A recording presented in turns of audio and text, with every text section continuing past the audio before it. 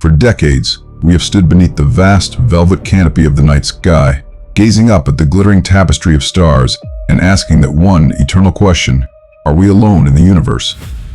For generations, mainstream science and popular culture have fed us a comforting narrative, a modern fairy tale of extraterrestrial explorers visiting us from distant galaxies.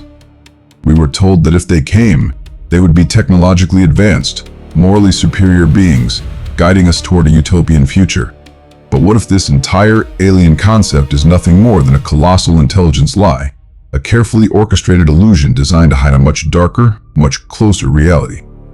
And even more terrifying, what if the masterminds behind this grand deception are the very interdimensional entities themselves? Today, we are going to bypass the gatekeepers. We are descending into the deepest archives of global governments, opening declassified intelligence files, and decoding the ancient, sacred texts that have held the truth for millennia. The reality we are about to confront is not about friendly contact from a distant star system. It is about a phenomenon that defies our understanding of physics and reality itself. Are you still with me? If your mind is open and you are ready for the truth, then let us begin. Welcome to Awaited History. Does the idea of a massive, metaphysical adversary, an intelligence far older than humanity, sharing this very world with us, completely unnoticed, operating just 1 millimeter beyond the limits of our perception, send a shiver down your spine? Does the chilling reality of what they might be doing right now in the shadows of our society spark a deep, unsettling recognition within you? Some governments around the world no longer feel the need to hide their existence. We see the disclosures on the news. But despite this sudden transparency, could the real truth they are hiding be something entirely different? Could it be that these rebellious, interdimensional entities described in all sacred and ancient texts, operating as a radioactive form, existing entirely beyond our three-dimensional physical frequency, hiding behind a veil impenetrable to the human eye, are being utilized by governments as metaphysical field agents? Are the powers that be trying to conceal a highly esoteric and shameful history of attempting to establish contact with these beings for geopolitical supremacy? This great awakening did not begin with the general public. It started long before the internet, deep within the system itself, in the highly classified, sterile corridors of the United States Air Force. In the wake of the Second World War, as a massive wave of unidentified flying objects flooded the skies, the Pentagon faced an unprecedented crisis.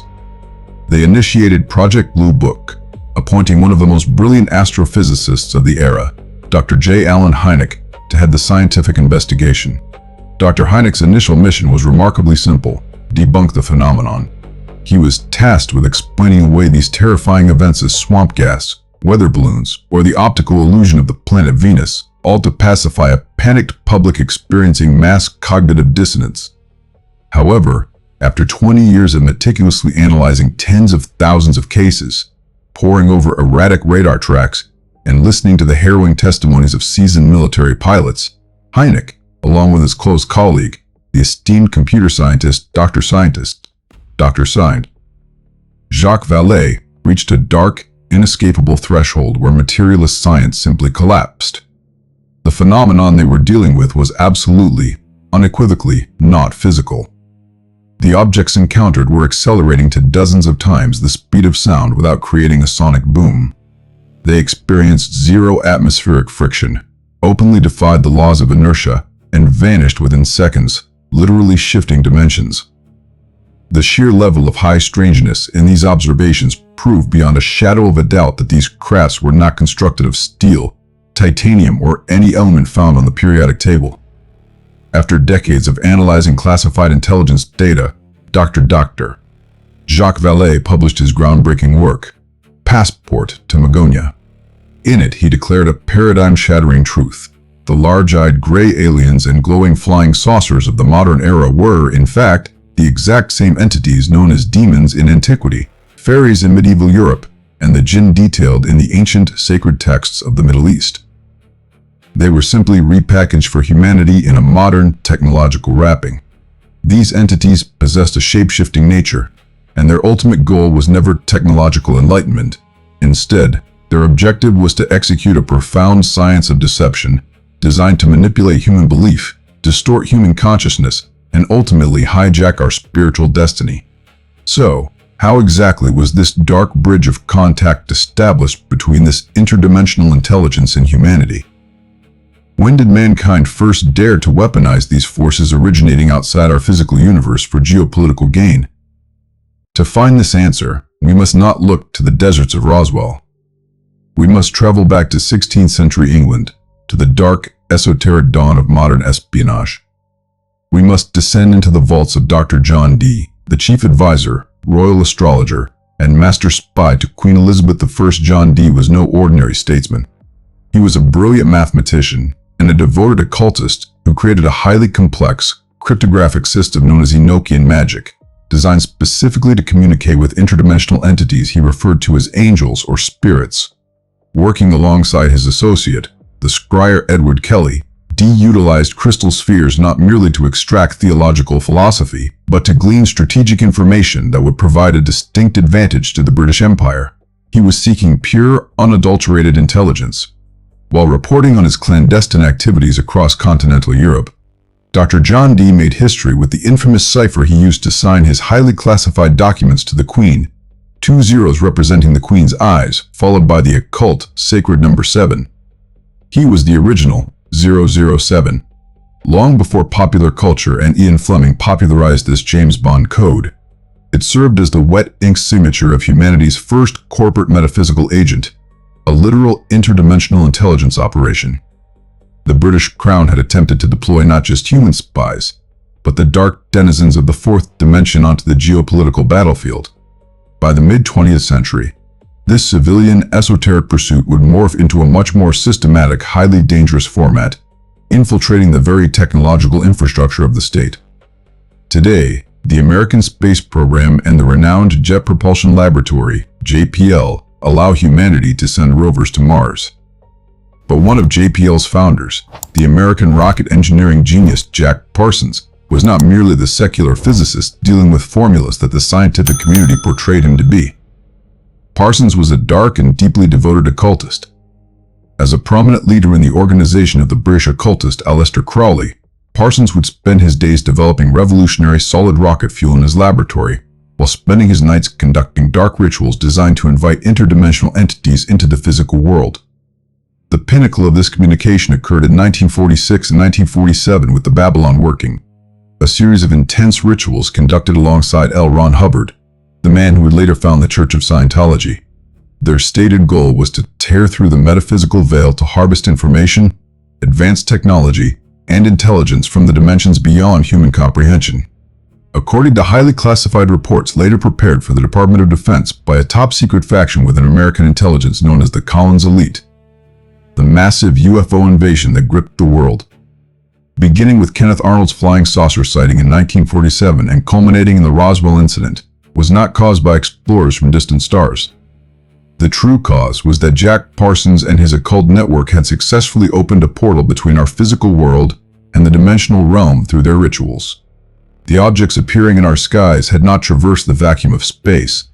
They had seeped into our world through a dimensional rift, torn open by humanity's hubris and our relentless, dark pursuit of forbidden knowledge. The figures the government believed to be scientists were, in reality, modern-day sorcerers seeking interdimensional intelligence. The fact that the very foundations of aerospace engineering were laid by an occultist actively trying to contact dark entities proves that humanity's true enemy is not a lack of technological progress, but a deeply rooted ontological infiltration operation. However, this individual, civilian occultism, would not escape the notice of global superpowers. The United States and the Soviet Union would not be content to merely observe this interdimensional intelligence. Amidst the dark, suffocating paranoia of the Cold War, they would initiate the most terrifying intelligence projects in history, attempting to weaponize these entities into the ultimate espionage tools. The world was no longer merely threatened by atomic bombs or conventional missiles. The battlefield was about to shift directly into the human mind, into dreams, and into the fourth dimension. As the mid-20th century approached, this dark contact with interdimensional intelligence transitioned into a highly systematic and incredibly dangerous phase. Rising from the ashes of the Second World War, the global superpowers realized, amidst the unprecedented paranoia of the Cold War, that they had discovered a force far superior to nuclear weapons. The states took civilian occultism and metaphysical exploration and transformed them into massive national security weapons, launching the most terrifying esoteric Cold War projects the world had ever seen. The fate of the world would no longer be decided on physical battlefields, but within the metaphysical potential of humanity in the fourth dimension. On the United States front, the CIA and the Defense Intelligence Agency, DIA, launched the legendary Stargate project, aiming to utilize abilities like remote viewing, astral projection, and telepathy as military intelligence tools. This was no ordinary espionage. The 1983 Analysis and Assessment of Gateway Process report, authored by U.S. Army Intelligence Officer Wayne McDonnell and declassified in 2003, exposes the blood-chilling theological dimensions these intelligence efforts reached.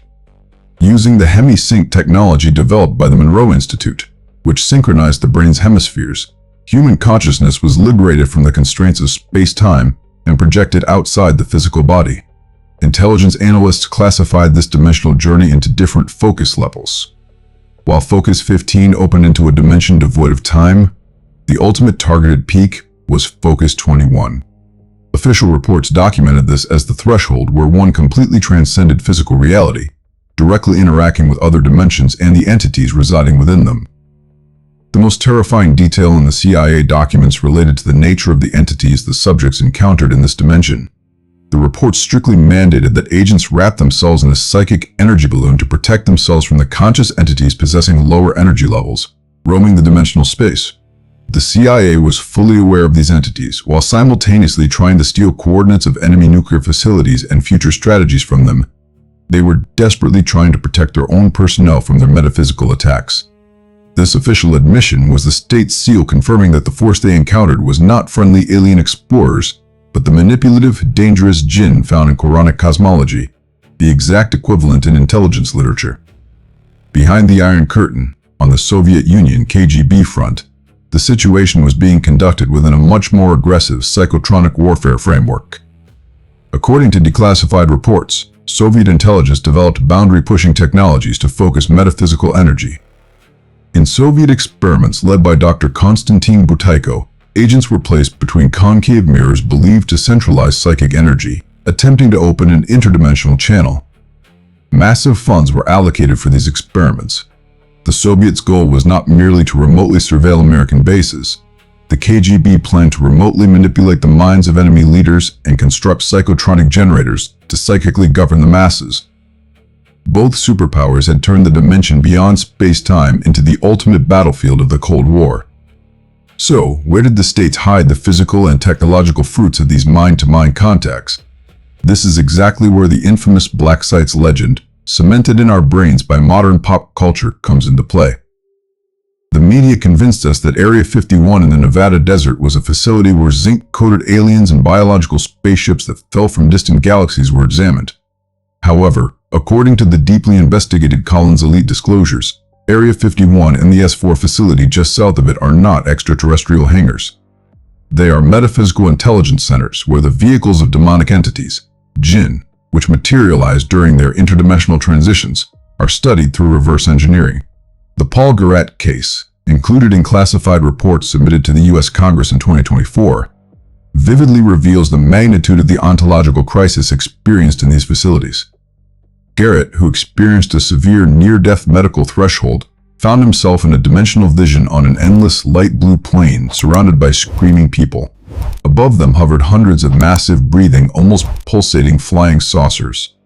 He reported that small spheres of light, human souls rising from the bodies of the screaming people were being systematically absorbed and harvested by these flying saucers. Intelligence units evaluated this vision and confronted the reality that the phenomenon possessed a demonic structure that sucks the human soul. In this context, Area 51 is not a hub for peaceful alien technology.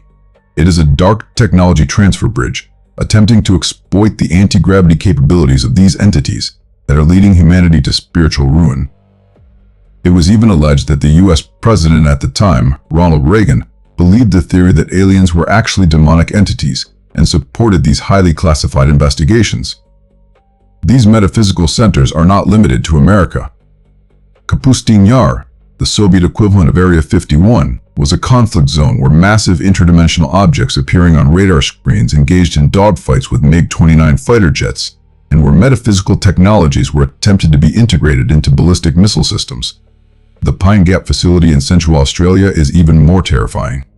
Allegedly built by occult and esoteric elites exactly at the intersection point of the world's electromagnetic energy grid, directly over an interdimensional Stargate, this facility is one of the main arteries leaving humanity vulnerable to celestial invasion.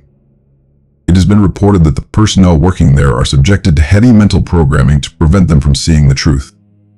For decades, governments and intelligence agencies have believed that by establishing contact with these entities, stealing intelligence from them, and reverse engineering their craft, they are establishing cosmic supremacy. They think they are ruling the world by their own rules, turning this interdimensional intelligence into a mere tool. But there is a fatal flaw they have overlooked, one where their hubris and materialism have blinded them. They assume these entities know the secrets of the universe. Yet the Quran laid out the exact position of this dark, etheric race against humanity 14 centuries ago. Now, let us examine the anatomy of the greatest and most destructive mistake made by modern intelligence services, civilian occultists, and those arrogant analysts in the underground laboratories of Area 51. As these global superpowers attempted to use these dark entities from the fourth dimension as field agents, to harvest technology through reverse engineering, and to obtain intelligence data that transcends the boundaries of the universe, they actually became victims of an existential hubris. Because at the very foundation of their system lay a massive ontological blindness, they assumed that this interdimensional intelligence they were dealing with knew the unseen, the universal secrets, and the future that lie beyond human perception. However, the Holy Quran shattered this pathetic and hollow misconception of the intelligence world centuries ago with a single, profound narrative, in such a staggering and humiliating way that the true knowledge capacity of these entities was permanently closed to debate. We turn our course to the greatest metaphysical intelligence in construction, leader of ancient history, Prophet Solomon. Surah Saba, verse 14, exposes the true face of those arrogant jinn and diving demons who worked under the absolute authority of God, building massive temples. According to the verse's declaration, when Prophet Solomon's time on earth expired, and he surrendered his soul to his Lord, his body remained standing, leaning on his staff, maintaining its majestic posture for a very long time, according to some exegesis, for months. During that period, those jinn of immense power, working like slaves under his command in extremely heavy, exhausting, and humiliating labor, failed to realize that their leader had departed from the world. Out of fear of him, they continued to work feverishly.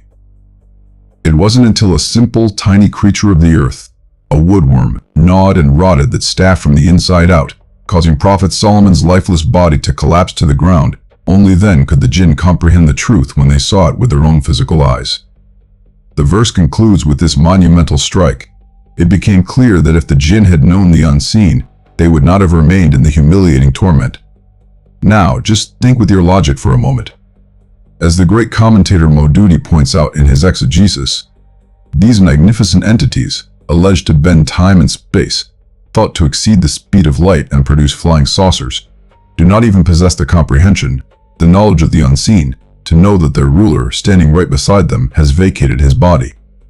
When the situation is this pathetic, it is an unimaginable theological blindness for the psychic spies in the CIA's Stargate project, or the engineers at the Pine Gap facility in Australia to expect to accurately learn the secrets of the universe, enemy nuclear coordinates, or future quantum technologies from these entities. The jinn are fundamentally unreliable and blind sources in terms of intelligence. They are extremely helpless before divine authority. If they do not know the unseen, where do these intelligence agents find those fragmented pieces of information they leak? A clue to the answer to this question is hidden in the dismantling of the celestial espionage network found in the Quran's Surahs Jinn and Hijr. In Surah Jinn, verses 8-9, the very confessions of these entities echo, "And we have sought to reach the heaven but found it filled with powerful guards and burning flames. And we used to sit therein in positions for hearing, but whoever listens now will find a burning flame lying in wait for him."